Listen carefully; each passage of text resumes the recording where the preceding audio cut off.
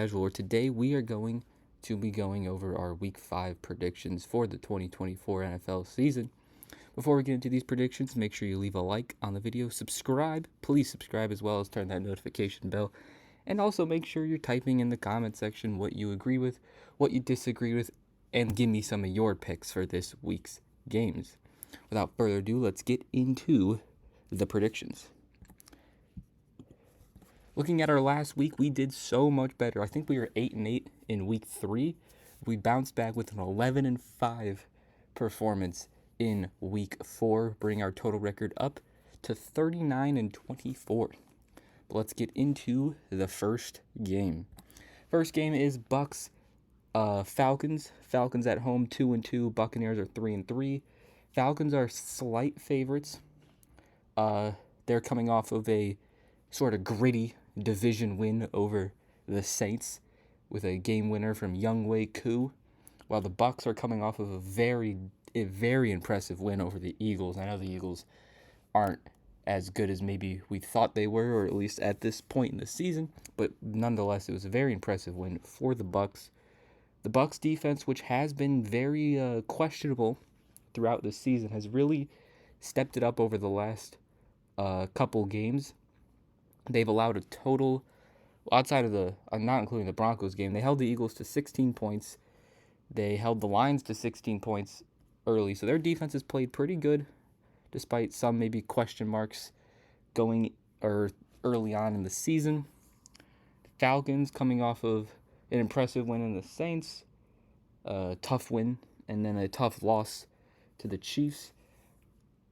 I just got a feeling, since this is at Atlanta, I think these teams split the division series, but since it's at Atlanta, I'm going to go the safer option here. I'm going to pick the Falcons to win this one 27-20 over the Buccaneers. Now we get our first international game of the year, I believe, in London. This game is between the 4-0 Minnesota Vikings and the 2-2 New York Jets. Vikings continue to look dominant with a very impressive win over the Packers. They did almost blow the game, but they were up 28-7 at halftime. So nonetheless, a very impressive performance, at least to start the game. And obviously, they're coming off of the impressive 3-0 start. Jets, on the other hand, are coming off of a very disappointing loss at home to the Broncos in a 10-9 loss. I know it was raining. I know the conditions weren't very good for the game, but the Broncos had to deal with those conditions too. And this Jets offense just hasn't looked great outside of Aaron Rodgers' performance versus the Patriots, which was still very impressive. This isn't really a home game for either team. Vikings offense and defense continues to impress. I just think that the defenses are very similar. I think they're very even. And I just think the Vikings offense is just a little bit better. So I think this will be a low-scoring game, and it'll come down to the offense that can just play a little bit better versus the other team's defense. And I trust the Vikings offense more than the Jets offense. So I have the Vikings winning this one 20-17 and going 5-0 on the season, which is crazy. Next game, we have Panthers-Bears. Panthers 1-3, coming off of a close, competitive loss to the Bengals. Didn't start off that way, but it ended that way. And the Bears are coming off of a pretty solid win over the Rams. Their defenses continue to play very good. They haven't allowed a single team to score more than 21 points. And that's including playing the Texans. That's really the only really good offense they played, because the Rams, they played them without really any of their players. But their defense, nonetheless, has played very good. Panthers' offense is obviously slowly picking it up with Andy Dalton at quarterback. Panthers' defense, on the other hand, has been not good at all, especially their run defense. Now, normally, or based on early part of the year with DeAndre Swift struggling heavily, you'd think, maybe the Panthers could take advantage of that. The run defense may not be good, but it can slow down a bad run offense. Well, DeAndre Swift had a great day last week against the Rams. Finally showed why they paid him that money. So I do think this will be a middle scoring game. I don't think it'll be low or high. And I do think that the Bears defense can shut down the Panthers offense just enough uh, to whereas the Bears defense doesn't need to score a ton of points. So I have the Bears winning this one 24-21 over the Panthers. Next, we have the Ravens at the Bengals. Bengals coming off of their first win of the year in a somewhat competitive game, as I mentioned, versus the Panthers. Ravens coming off of a dominating win over the Bills on Sunday night. Now, I know the Bengals defense has been terrible, but their offense has been amazing. The Ravens a little more balanced. Their offense has been very, very good, but their defense has actually played good, especially their run defense, which doesn't really suit the Bengals' strengths because their run offense hasn't been great, but their pass offense has been amazing, and that's where the Ravens' defense lacks. So although the Ravens do have a good defense, I do think the Bengals will be able to take advantage of that. I believe they are one of the worst teams in passing yards allowed per game. I do think the Bengals will be able to take advantage of that, and I think it'll be a high-scoring game. And just like the Falcons-Bucks game, I'm going to give this nod to the home team in my upset of the week, technically, as the Bengals are 2.5-point underdogs. I have the Bengals winning this one 30-27 over the Ravens. Then we get probably the game of the week, at least in the non-primetime games. It's a battle of 3-1 teams. We have the 3-1 Bills taking on the 3-1 Texans. Bills coming off of a very tough loss to the Ravens, 35-10. And Texans, although they won, they didn't really impress me that much. They almost lost to the 0-3 Jags. They had to do a last-minute touchdown to even win that game. And then they also, 2 weeks ago, came off a very tough loss to the Vikings, where they only put up 7. So the Texans they've played good, but they haven't played great. I think they can, and I think they will eventually. But I think the Bills, because the Texans, although they didn't look good versus the Texans or versus the Jags, they still won. So I do think that the Bills have that edge in this game, coming off of a horrible loss on national TV. I think they're going to come out of this game. Diggs is not going to get his revenge over the Bills, and I have the Bills winning this one 28-24 over the Texans.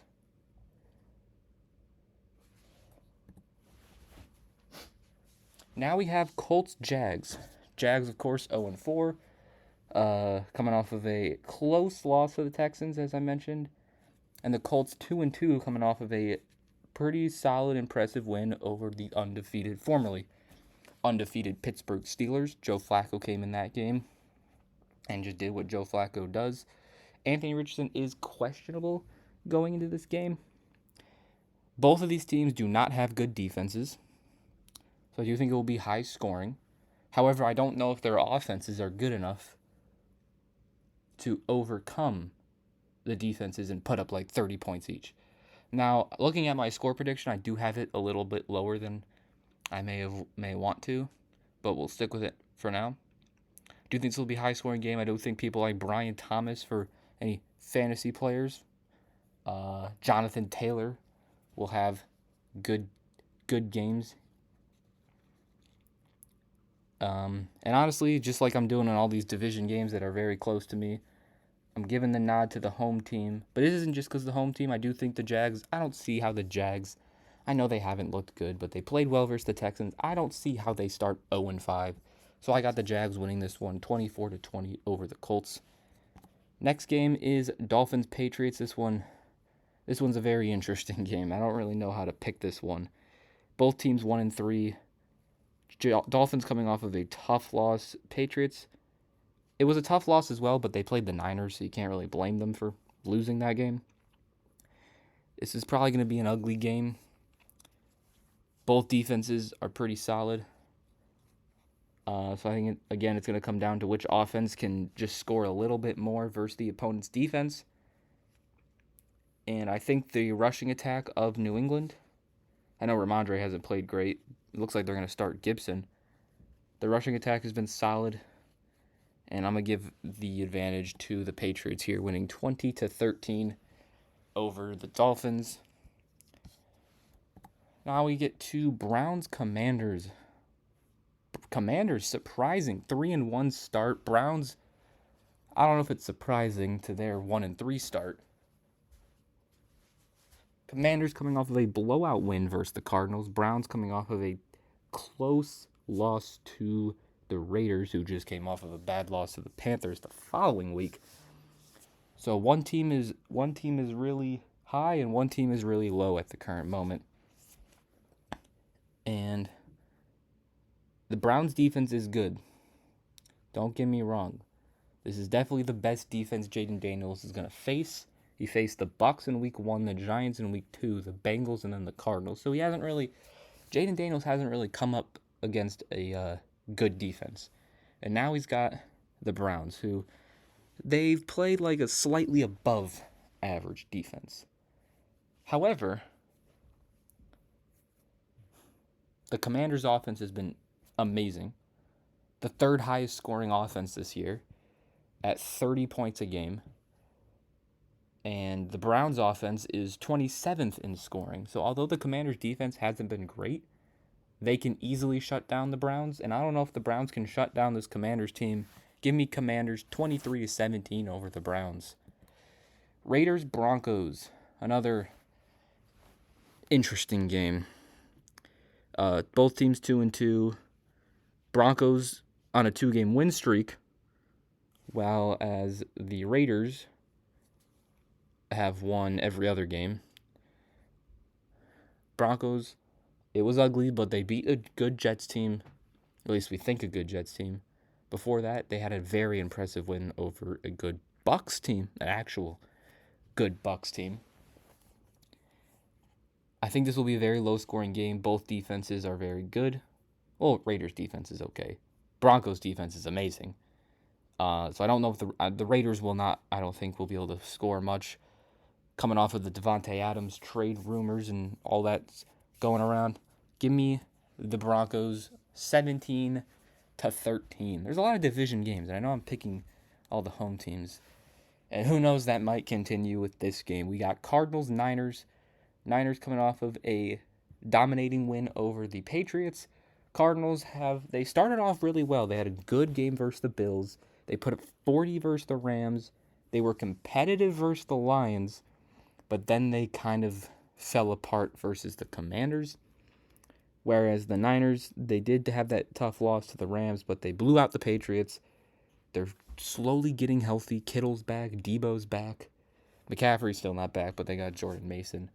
Fred Warner's the best player in football, at least the best defensive player, arguably. It's like him, Hutchinson, and I don't know, TJ Watt that are probably defensive player of the year candidates right now. I'd go Fred Warner or Hutchinson, but that's just me. But I don't think this is a close game. I think this is actually going to be, I know it's based on spreads, but it's the biggest favorite here. But I'm going Niners over Cardinals as my lock of the week, 28-14. Next, we have Packers-Rams. Packers, they did lose to the Vikings, but Jordan Love, although throwing 3 picks, he threw, I think, 4 touchdowns, so he looked pretty solid. Jaden Reed looked amazing. Their defense struggled at first against the Vikings, but they only allowed a field goal, I think, in the second half, so their defense stepped up. Rams still not healthy. They still don't have Puka. They still don't have Cooper Kupp. They did not look very good versus the Bears. I think this is a high-scoring game. Give me Packers 30-24 over the Rams. We got our last non-primetime game of the week. Giants-Seahawks. Seahawks coming off of their very first loss of the season, but it was to the Lions at home. Jared Goff, perfect game. Lions actually have a bye week, so we won't get to talk about their game, so I guess I'll talk about it here. Lions played great. Seahawks defense, which has been solid all year. Granted, they haven't really played much competition until the Lions. They did give up 42 points, but Geno Smith had another amazing game. It's actually crazy to see the turnaround that Geno's had. And Giants coming off of a close loss to the Cowboys. Daniel Jones has not actually played that bad this season. Malik Neighbors has been amazing. But I do think it'll come down as a close game. And I think both defenses are obviously good. Seahawks a little bit better. But the Seahawks offense is just so much better than the Giants. So I'm going to go Seahawks 28-20 over the Giants. Sunday night matchup is between the Cowboys and the Steelers. This is an interesting game. An old-time matchup here. Two historic franchises in between the Cowboys and the Steelers. Steelers 3-1, coming off of their first loss to the Colts. Cowboys 2-2, coming off of a close win over the Giants. Steelers favored in this one, which honestly surprised me. I know the Cowboys don't have Micah Parsons. I do think both teams will be able to put up some points. I think they both can reach 2 to 3 touchdowns in this game. And based on how the offenses and defenses match up, Steelers defense is amazing. Second best scoring defense. Cowboys have the 11th best scoring offense. When it comes to the Steelers offense versus the Cowboys defense, both are not good. So I think it's going to come down to the Cowboys offense. Can they put enough points against the Steelers defense? And honestly, the one weakness in this Steelers defense is their passing attack, and that is the strength of the Cowboys. And I think they're going to be able to give the ball to CeeDee Lamb, force feed him the ball. I got Cowboys 21-20 in an upset. This, I think, tied the my actual upset of the week. I just went Bengals-Ravens over this one as my actual upset over the week. Lastly, we get our Monday night game between the Chiefs and the Saints. Chiefs 4-0, Saints 2-2. They are coming off of the loss of Rashee Rice. But Travis Kelce did not look bad for once. He actually played decent, played like a top, not the best tight end in football, but he played like a really good tight end. So maybe that's a sign of more to come later in the year. The Saints' pass defense is not good. So although the Chiefs don't have many passing weapons for Mahomes to throw the ball to, he is playing a team who is sort of lacking in that department. They're 25th in passing yards allowed. So the Chiefs can take advantage of that with their not subpar weapons, because they still have Worthy, they still have Kelce. It's just they don't have a lot of good players to throw the ball to. They still have 2 good players. They just don't have a lot of depth. And on the flip side of the ball with the Saints offense, obviously coming off of the first 2 weeks where they put up 40, but their offense hasn't done much since. And they're going up against a really good Chiefs defense, 7th in scoring. So I do think the Chiefs win this one. I'm going to go with Chiefs over Saints 24-20. And that will actually conclude it, as we have 4 bye weeks. That will officially conclude our weekly predictions for Week 5 of the 2024 NFL season.